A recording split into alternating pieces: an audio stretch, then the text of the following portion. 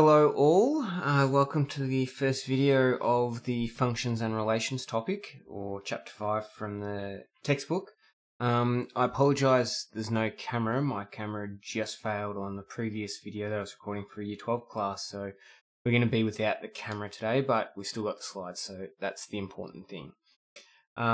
So, functions and relations. The first exercise we're going to do, we're going to look at set notation, then what are relations, domain and range, and then functions, and then the special type of functions called one-to-one, and then we do some piecewise and inverse, and then some applications. So there's a bit here.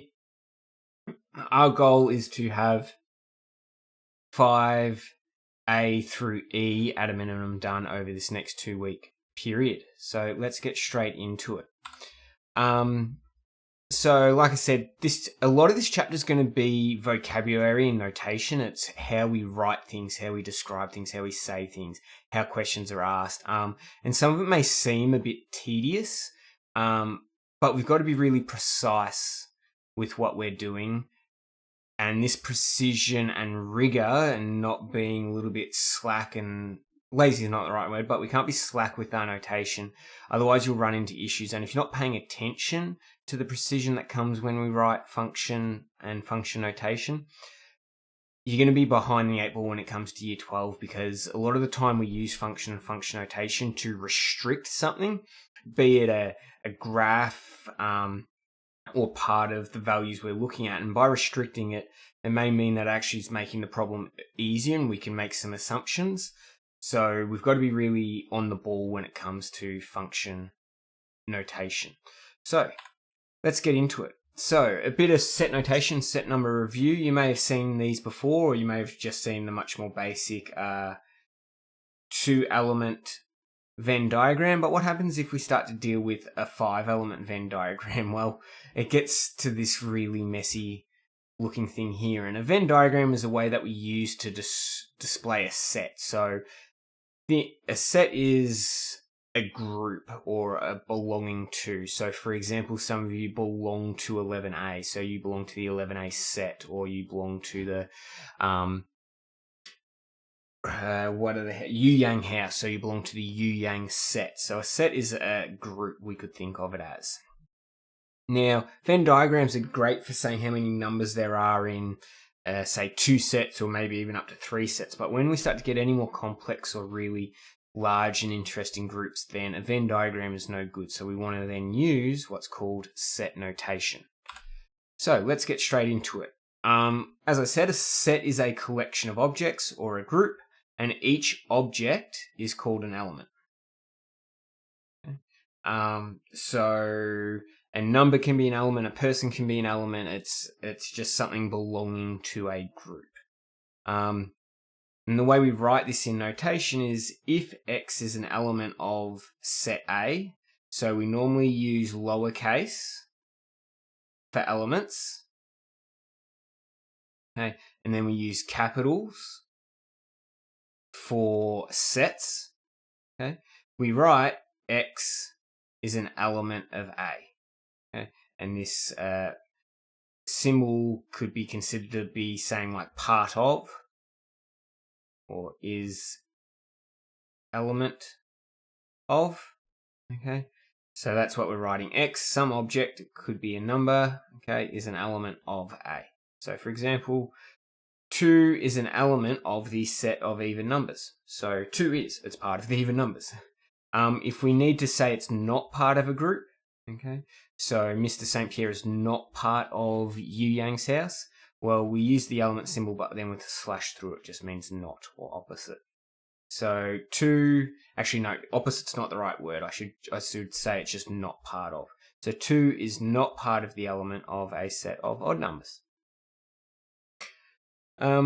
We can have special cases, and if we want to list everything that's in an element, we have a list notation like is here, and we have to use these curly brackets or braces.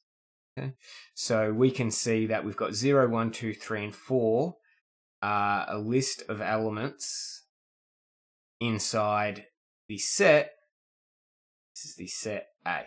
Okay, and we can also see that these here are inside the set B. Now, sometimes we get what we can call a subset or a group within a group. For example, we could have the set Lara Secondary College, and then within that group, okay, a smaller part of that Lara Secondary is we have the Year 11s. Okay, so the Year 11s are a subset of Lara Secondary College. The Year 9s are a subset of Lara Secondary College. And to be a subset means every element of the smaller bit must be inside the bigger set. Okay, so if we look at these number groups, we can see that set B, 0, 1, and 2, are all in A.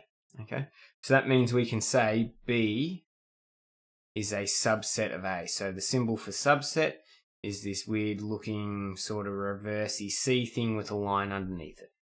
So that means everything in B, okay, all of B is inside A. And we can see that if we actually mapped it out with a Venn diagram, we can see the numbers inside B also fall within A. So there's some key notation. We have element, which is the individual object, a set, so those objects belong to groups called sets, and then we can have subsets, so groups inside groups. Rightio. Some of this you will have seen before. You will have seen the intersection symbol, and you will have seen the union symbol. Union, it's the easiest way to remember it. Union is U. Okay, and union means anything. If we did A union B, in this case, I like to think of union first. A union B means we can count anything that is in A or B or both. Okay? And the way I remember it, it's a little bit tacky, but union is another name for a marriage, a union of two people, and when you have that union, everything becomes each person's items becomes each other's. So that's sort of the way I remember which one is which. But union, you, like a marriage, mine is theirs and theirs is mine. So it's A or B or in both. And then intersection is what two groups have in common. So A intersect B is talking about what do A and B have in common. So if we go to another example, we have set A and we have set B. I should probably actually switch those colors around because that's what the Venn diagram uses. We can see there's some overlap. We have 1 is in both, we have 3 is in both, and we have 5 is in both. So if we did it as a Venn diagram, we can see the overlap here. Okay? Now a union is, what do they have in common? Well, that's what they have in common, is where the overlap is. 1, 3, and 5 is the intersect. The union is what is in 1, what is in A, what is in B, and then what is in both.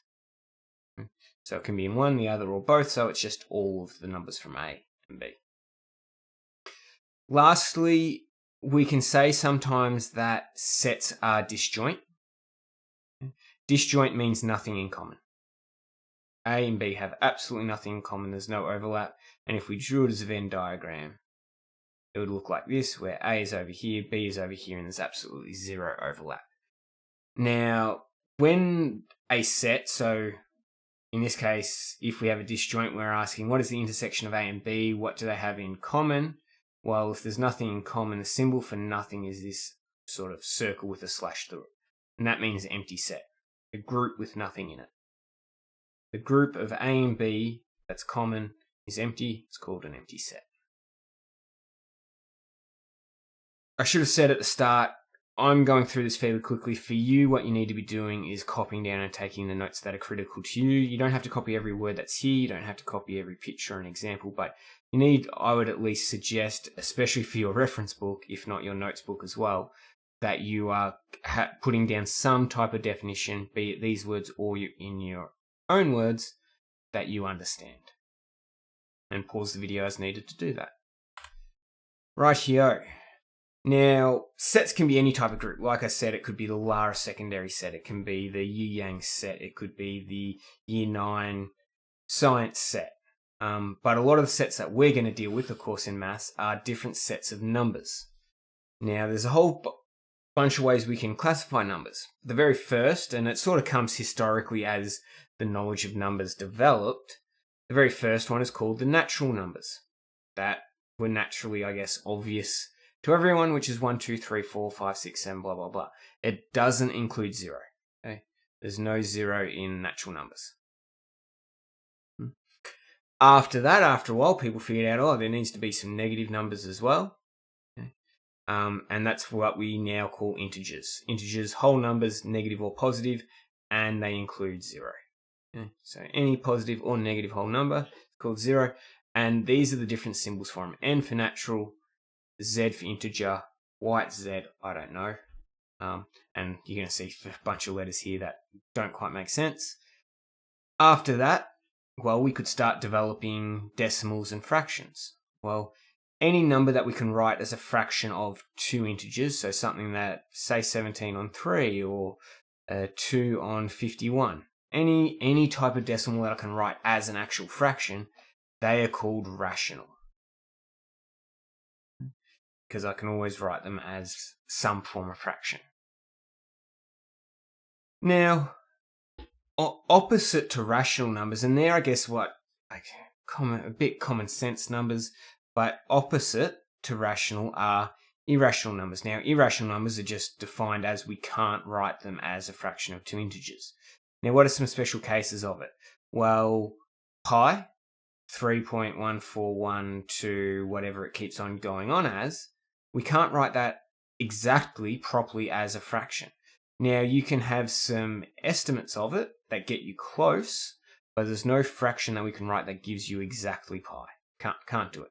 Same with square root of 2, which is 1.1, is it 141 or 1414? I can't remember which way around it is.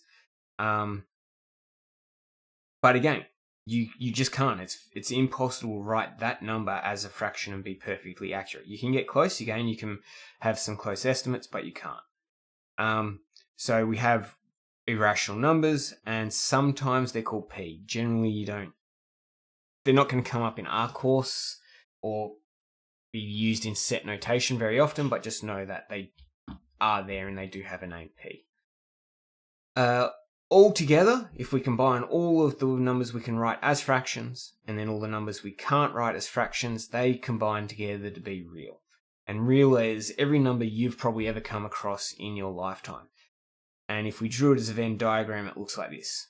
Natural numbers are a subset, okay, so this is natural, are a subset of the larger integers. Okay? And then integers are used up to make rational numbers. So we get rational. Then we have irrational numbers over here. And they all combine all those together, they make up our set of real numbers, which is what we know and are used to using. I'm going to point out quickly that there is a whole different set of numbers over here called imaginary. Okay? And they're given the symbol I. We're not going to deal with them, but there is this imaginary numbers. Rightio. So how are we going? We're 13 minutes in, so I need to get a move along. How do we actually describe a set using set notation rather than a diagram? Okay. Well, we want to give a name to the set, so this is our name. Okay. And then after that name, after the 2 dots, we want to put the rule or conditions that tell us what's in that actual set. So, for example, we have the set X, okay, where X is going to be any number greater than or equal to 3.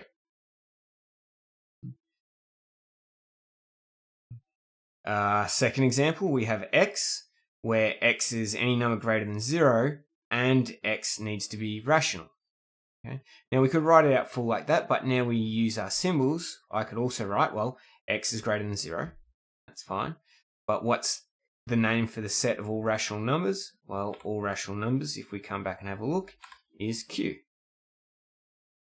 So I could write that as X, and the conditions are X must be greater than 0, and X must be an element of Q, And I could keep adding conditions. I can keep adding conditions as I wanted to in here. A couple little trick ones to show you. Again, they don't come up too often in our course, but again, good to know that they're there. If you wanted to say all even numbers, we can do 2n, where n is 0, 1, 2, 3, 4, because 1 times 2 gives me 2, 2 times 2 is 4, 3 times 2 is 6. It gives us all the even numbers. How do we get all the odd numbers, you might ask? Well, we can do 2n and then just take 1 away from it, because 2n is all even. And then by just taking away 1 makes odd, makes them odd. Again, where n needs to be either 0, 1, 2, 3, 4, 5, 6, 7, and we can substitute into the name or rule at the start. So that's how we can describe a set properly if you don't want to list all the numbers. You could just go and list every single number, but that's not worthwhile. So let's convert some interval notation to set notation. Now, interval is what we're used to, I guess, with curved brackets and square brackets. And the way I remember which one is interval, which one is notation is, I think back to sort of year 9, year 10 maths when we had something like this, and you may have had to draw it on a number line where you have A is there and it's everything connecting over to there. And depending if it was a square bracket, an open bracket, you had that. And what you've drawn is some interval. Yeah. And that's what I think of with that. When I think of brackets, I'm going from a start to an end, so I'm describing an interval. Set is when we're thinking of what is everything inside that interval or listing that. So let's describe these interval notations using set notation. So we can give them a name, whatever we want. I generally use x, so I'm going to call it x. And so what are the conditions? Well, x needs to be greater than a, okay, because think of it, we're going from a up to b as this is written, where we always put our smaller number to the left. So x must be greater than a, and also x must be less than b. So we could write it like that. You could also write it as x bracket x is greater than a and x is less than b. Either of those two ways would be fine. For now, we're just going to use the top one. For b, well, we'll call our set x, and in this case, x needs to be greater than or equal to a because it's the square bracket. See, square bracket. And also x needs to be less than b. So that is described in set notation. Now, in this case, we have a all the way up into infinity. So keep going and going and going. Well, in that case, again, we can call it x, and we know x needs to be greater than a. Keep going. Just keep going all the way to infinity. That means you don't actually have to say that x is less than infinity. It's just assumed. So you don't have to put that in, and you can just close that. When I read this, I say my x is all numbers where x is greater than a, and since there's no top end restriction, it's going to keep going until infinity. We can do the same for f, where we can go, well, x, and it needs to be where x is less than b. Again, x can be any number less than b, and since there's no lower bound put here, it is assumed it goes all the way to negative infinity. Most of these ones are pretty easy. People jump onto this pretty quickly. It's now example 2, where we're going to pull in these names of types of numbers. How do we describe maybe a part of integers and something else, and maybe an interval between them? Okay, so how do we describe negative integers? Well, I'm going to call that set, instead of x, we'll just use little n. Okay, little n, okay, where n needs to be an integer, okay, because we're saying it's negative integers. Okay, so n needs to be an integer, so n needs to be an element of, and the symbol for integers was z. Okay. So at the moment, we've got n is an element of z, so that means n is any integer, but I need negative integers, so I'm also going to add the condition that n needs to be less than 0. So that bit gives me all integers, and then this bit gives me all negative ones. It doesn't matter which order you put them in, but that's just the way I think. Okay? Natural numbers greater than 5. Okay? Again, let's use n. So n needs to be any number and we want natural numbers. So natural is a capital N. Okay, so where n is the element of all natural. Okay? But then I also need n to be greater than 5.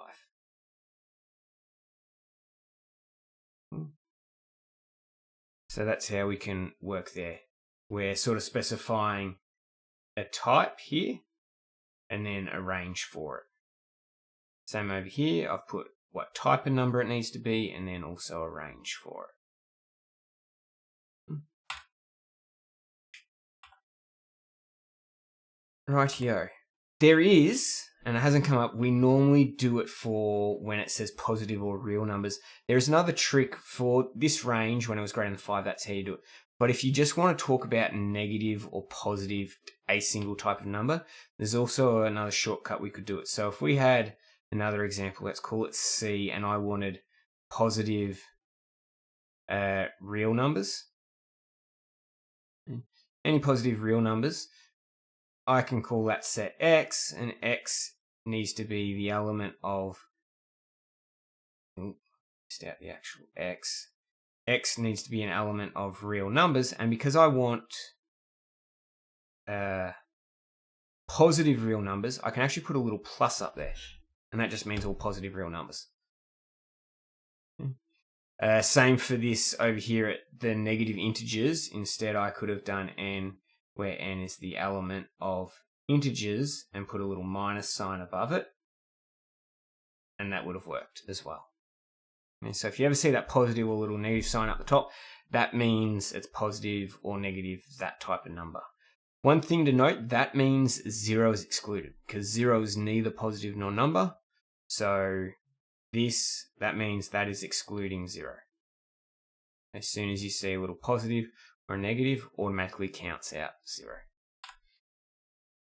So lastly, and that's it for the video, and we've gone a little bit over time, but the last thing is, what are things that are in one group but not in the other group? So for example, I want to know what could be what students are in Yu Yang's house but not in year 9. Okay. So we're in Yu Yang's but not year 9. What you do is you use this sort of a backslash, okay, or forward slash, and that says, well, give me everything that's in Yu Yang's but not year 9. That's what that sort of slash means.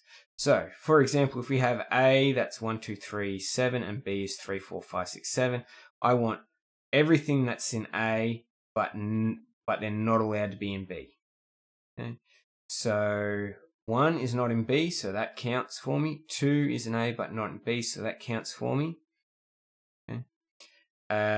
3 is in B, so that's no good, and 7 is also in B, so that's no good. So I get that is equal to 1 and 2. Now for part B, it's just switched around. I want what is everything in B but not allowed to be in A. Okay, so 3, I'm looking at B. Okay.